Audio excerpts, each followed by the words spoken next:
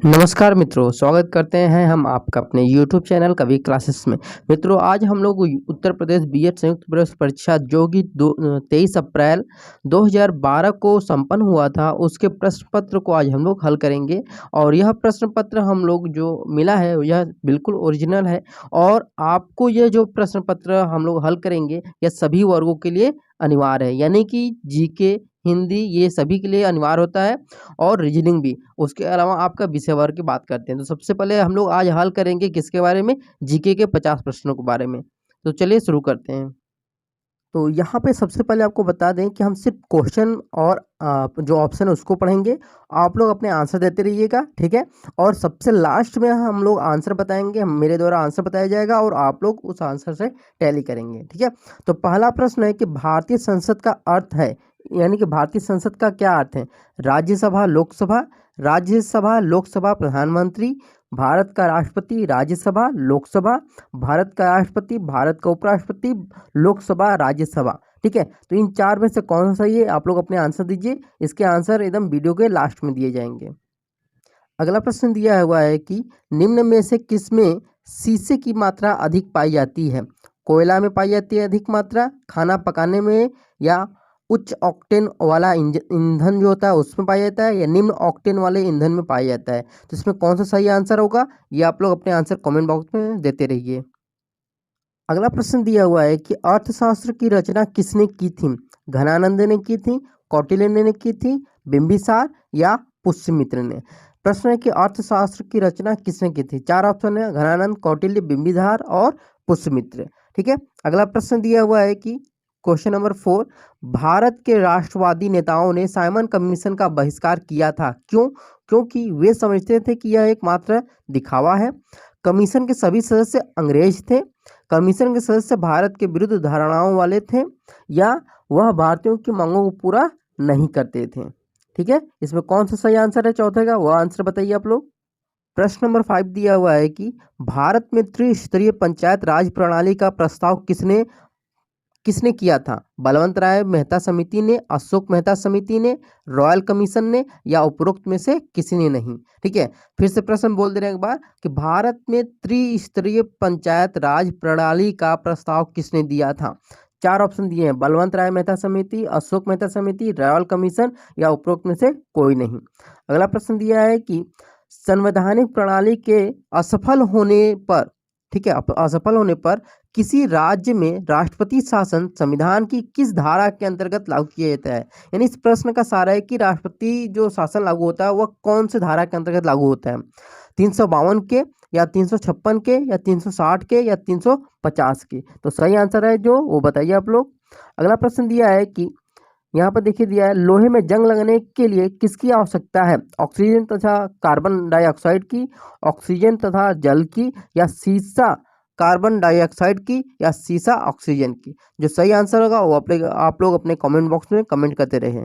अगला प्रश्न दिया है कि सीसा है एक क्या है, शुद्ध ठोस पदार्थ है, या अति शीतित द्रव पदार्थ है, जैल है, या बहुलक है, यानी कि पॉलीमर। तो सही आंसर जो होगा वो आप लोग अपने कमेंट बॉक्स में देते रहें। अगला प्रश्न है दिया कि यूरेनियम अंततः किस तत्व के स्थायी आइसोटोप, यानी कि आइसोटोप मतलब क्या होता है, समस्थानिकों में बदल जाता है। रेडियम में बदल जाता है, थोरियम में, सीसा में, या पोलोनियम में, ठीक है। जो भी सही आंसर होगा आप लोग आंसर देते रहें। अगला प्रश्न दिया है कि राष्ट्रीय पर्यावरण इंजीनियरिंग अनुसंधान संस्थान कहाँ पर स्थित है। पुणे में स्थित है, दिल्ली में है, नागपुर में है, या फिर चेन्नई में है। तो सही जो आंसर है वो आप लोग अपने आंसर देते रहें। अगला प्रश्न दिया है कि संविधान सभा के अध्यक्ष कौन थे। संविधान सभा के अध्यक्ष कौन थे। पंडित जवाहरलाल नेहरू थे, सरदार पटेल थे, या डॉक्टर राजेंद्र प्रसाद थे, या डॉक्टर BR अम्बेडकर जी थे। तो सही आंसर अपने आप लोग बताते रहें जल्दी से जल्दी, ऐसे ही आप लोग आंसर अपने देते रहें। अगला प्रश्न दिया है कि भारतीय संसद द्वारा विश्व संसदीय प्रणालियों में कौन सा अभिनव चर्चा प्रक्रिया समाविष्ट की गई है। प्रश्नकाल में, शून्यकाल में, संकल्प में, या राष्ट्रपति के भाषण में। तो सही जो आंसर होगा वह आप लोग को वीडियो के लास्ट में बताया जाएगा। अगला प्रश्न दिया है कि पोर्टलैंड सीमेंट में जिप्सम मिलाने से मदद मिलती है, किसकी मदद मिलती है। सीमेंट का सामर्थ्य बढ़ाने में, या सीमेंट के शीघ्र जमने के लिए, सीमेंट को शीघ्र जमने से रोकने के लिए, या सीमेंट की लागत कम करने के लिए। ठीक है, पोर्टलैंड सीमेंट में जिप्सम मिलाने से क्या होता है? ये 4 ऑप्शन दिए हैं, इसमें सही आंसर आपको बताना है। अगला प्रश्न दिया है कि श्वेत फुफ्फुस रोग पाया जाता है, किसमें पाया जाता है? कौन सा रोग? श्वेत फुफ्फुस कागज उद्योग के कर्मचारियों में, सीमेंट उद्योग के कर्मचारियों में, कपास उद्योग के कर्मचारियों में, पीड़क नाशक उद्योग के कर्मचारियों में। तो जो सही आंसर है आप लोग बताते रहे। 14 का प्रश्न नंबर 15 दिया हुआ है कि आयोडोफार्म का प्रयोग किस रूप में किया जाता है? किसका प्रयोग? आयोडोफॉर्म का प्रयोग किस रूप में किया जाता है? जौर रोधी के रूप में, पीड़ाहारी के रूप में, या पूर्तिरोधी के रूप में, या संज्ञाहारी यानी जिसको निश्चेतक कहते हैं उसके रूप में। तो जो सही आंसर आप लोग बताते रहे। अगला प्रश्न दिया है वह है कि पेंडुलम को चंद्रमा पर ले जाने पर उसकी समय अवधि क्या होती है? उतनी ही रहेगी, घटेगी, शून्य हो जाएगी, या फिर बढ़ेगी? तो सही आंसर कौन सा होगा ये आप लोग बताते रहें जल्दी से। अब देखिए अगला प्रश्न दिया है जो वह है कि लार किसके पाचन में मदद करती है? किसके पाचन में? वसा के, या स्टार्च के, प्रोटीन के, विटामिन के? तो सही जो आंसर है आप लोग देते रहें। अगला प्रश्न दिया है कि मानव शरीर में सबसे लंबी अस्थि कौन सी है? ठीक है, अंतः प्रकोष्ठिक, प्रगंडिका, उरु अस्थि, अंतर्जीविका? तो सही जो आंसर होगा वो आप लोग बताते रहें। अगला प्रश्न दिया हुआ है, सिर्फ हम यहाँ पर प्रश्न और उसके 4 ऑप्शन पढ़े रहें ताकि आप लोग अपना टेस्ट खुद भी दे सकें। और प्रैक्टिस जो प्रीवियस ईयर पेपर लगाने का मतलब होता है ये यही होता है, न कि सिर्फ प्रश्न पढ़ें और तुरंत आंसर आपको बता दें।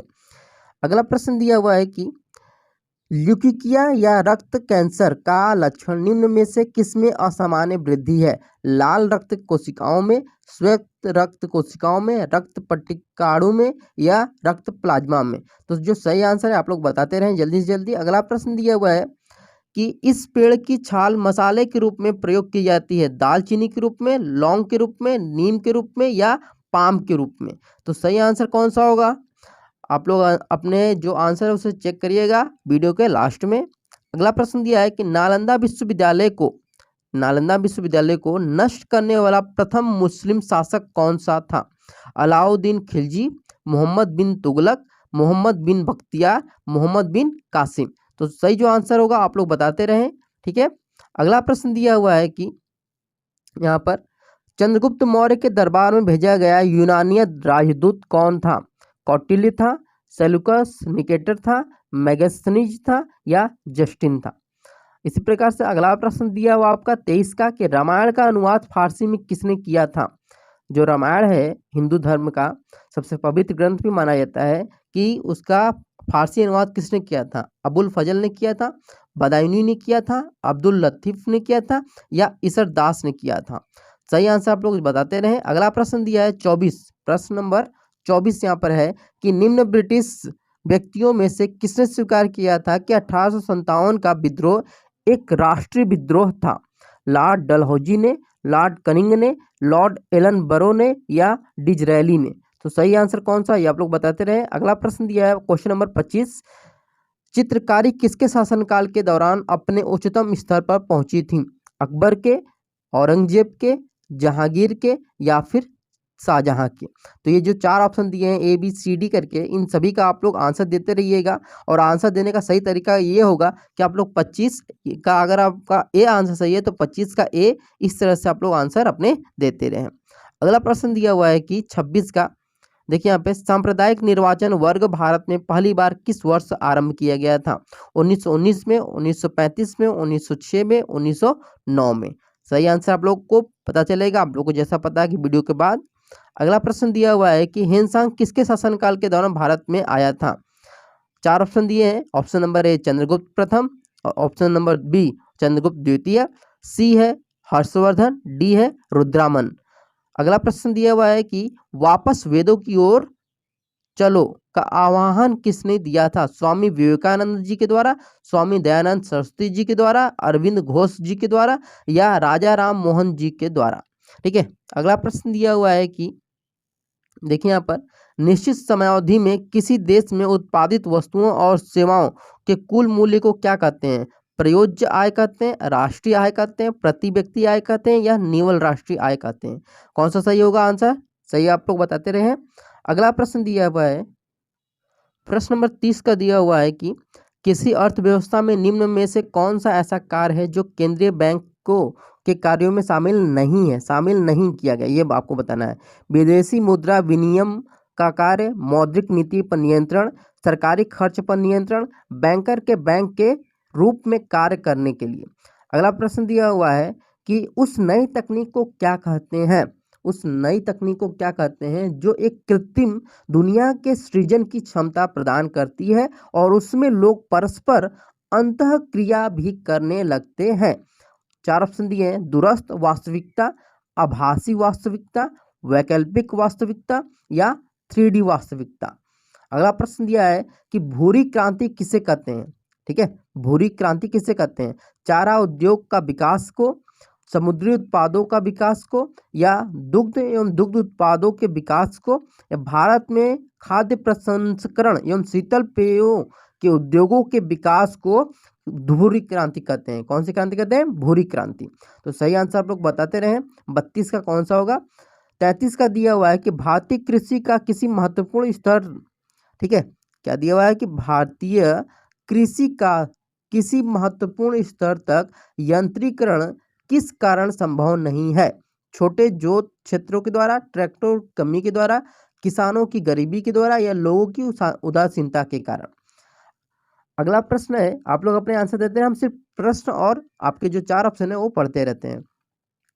34 का दिया है कि हीलियम से भरा गुब्बारा वायु में उड़ने लगता है, क्यों? क्योंकि वायु से गुब्बारे को ऊपर उठाने का बल मिलता है, गुब्बारा भारहीन होता है, या हीलियम का घनत्व तो वायु से कम होता है, हीलियम गुब्बारे के नीचे से वायु को हटा देता है? कौन सा सही होगा ये आप लोग बताएं। अगला प्रश्न दिया हुआ है कि समुद्र समीर बनती है वह क्या है? समुद्र समीर जो है वह क्या है? दिन के समय बनती है? कब बनती है समुद्र समीर? कब बनती है? दिन के समय बनती है, या रात के समय में, या दोनों समय, या मौसमी रूप में ये समुद्री समीर बनता है? तो सही आंसर कौन सा होगा ये आप लोग बताते रहे। अगला प्रश्न दिया हुआ है कि कोई व्यक्ति सूक्ष्मदर्शी और दूरदर्शी यंत्रों में अंतर क्या देखकर जान सकता है? लंबाई देखकर, रंग देखकर, लेंस का आकार देखकर, या लेंस की लंबाई और आकार दोनों देखकर? अगला प्रश्न दिया हुआ है कि कुचिपुड़ी नृत्य नाटक किस राज्य से संबंधित है? असम से, आंध्र प्रदेश से, उड़ीसा से, या मणिपुर से? अगला प्रश्न दिया है 38 का कि एक्स किरणों की खोज किसने की थी? फैराडे ने, रोइंटजेन ने, एच डेवी ने, लेवोजियर ने? तो सही आंसर कौन सा होगा ये आप लोग बताइए। अगला प्रश्न दिया हुआ है कि निम्न में से कौन सा भारत के पूर्वी तट का एक मुख्य पत्तन है? कोंडला, विशाखापट्टनम, करिकल, पौंडीचेरी? अगला प्रश्न दिया हुआ है कि शहद की मक्खी का विष कैसा होता है?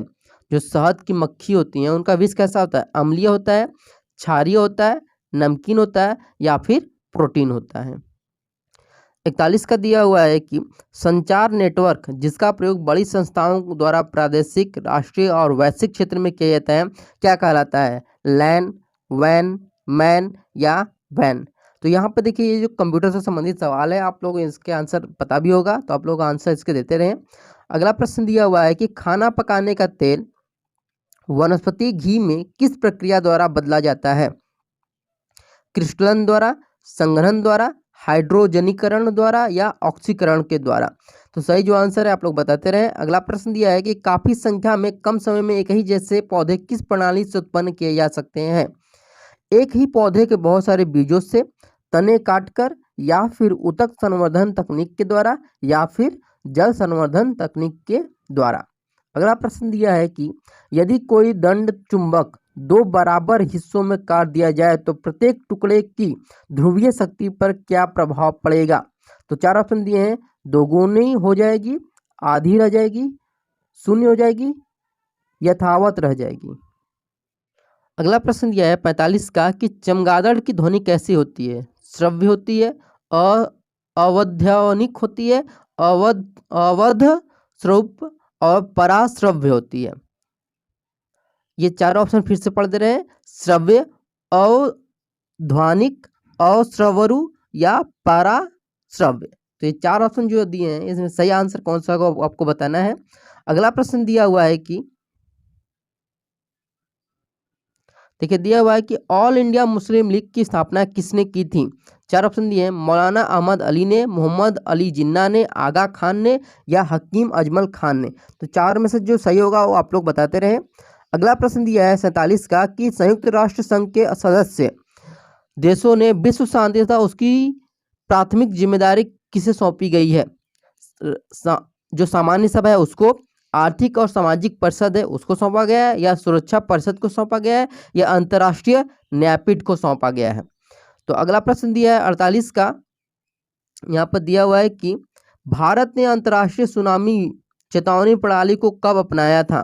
ठीक है, प्रश्न नंबर 48 है कि भारत ने अंतर्राष्ट्रीय सुनामी चेतावनी प्रणाली को कब अपनाया था। 2004 में, 2005 में, 2006 में, 2007 में। तो जो सही आंसर है आप लोग अपने आंसर बताते रहें। अगला क्वेश्चन है 49 नंबर, वायुमंडल की सबसे निचली परत को क्या कहते हैं। समताप मंडल, बाह्य वायुमंडल, या क्षोभ मंडल, या मध्यमंडल। अब अगला प्रश्न आता है प्रश्न नंबर 50, यानी आज का हमारा आखिरी प्रश्न है इस प्रश्न पत्र का, जीके के संबंधित। 2012 ओलंपिक खेलों में निम्नलिखित में से किस देश का प्रथम स्थान था। चीन का, फ्रांस का, संयुक्त राज्य अमेरिका का, या फिर ऑस्ट्रेलिया का था। तो इसमें देखिए जो सही आंसर है सभी 50 के अब हम आंसर बताने जा रहे हैं कि पहला कौन सा, दूसरा कौन सा। आप लोग जो भी आंसर दिए उसे आप लोग टैली भी कर लीजिएगा। यहाँ पे देखिए पहला का जो सही आंसर होगा ऑप्शन नंबर सी, पहला का सी होगा, दूसरे का भी सी आंसर सही होगा, तीसरे का जो आंसर होगा वह बी होगा, ऑप्शन नंबर बी। और क्वेश्चन नंबर जो 4 है उसका भी आंसर आपका क्या होगा, ऑप्शन नंबर बी सही होगा। ऑप्शन क्वेश्चन नंबर 5 का जो सही आंसर होगा वह होगा ऑप्शन नंबर ए सही होगा। क्वेश्चन नंबर 6 का सही आंसर है option number B. Question number 7 का जो सही आंसर है वह है आपका ऑप्शन नंबर बी। अब इसी प्रकार से क्वेश्चन नंबर जो 8 है यानी 8 का बी होगा, 9th का सी होगा, और 10th का जो होगा वह भी सी होगा। अब अगले प्रश्न में चलते हैं। यहाँ पे देखिए दिया हुआ है कि 11 का सी सही आंसर है, 12 का बी सही आंसर है, 13 का सी सही आंसर है, 14 का डी भी सही आंसर है। अब अगला प्रश्न दिया है जो दिया सही आंसर होगा 15 का सी सही है, 16 का डी सही है, 17 का बी सही है, 18 का सी सही है।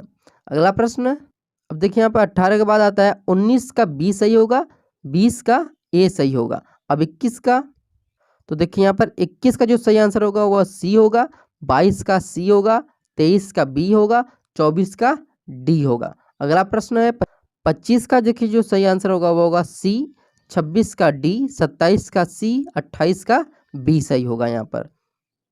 उसके बाद आते हैं 29 पर, तो 29 का बी सही होगा, 30 का सी सही आंसर होगा। अगला प्रश्न दिया है कि 31 का बी सही होगा, 32 का बी सही होगा, 33 का ए सही होगा, 34 का सी सही आंसर होगा। अगला प्रश्न दिया हुआ है कि 35 का ए सही होगा, 36 का डी, 37 का बी, 38 का बी सही होगा। अब अगला प्रश्न दिया है 39 का बी सही होगा, 40 का ए भी सही होगा। अगला प्रश्न दिया है कि 41 का बी सही होगा, 42 का सी सही होगा, 43 का सी सही होगा।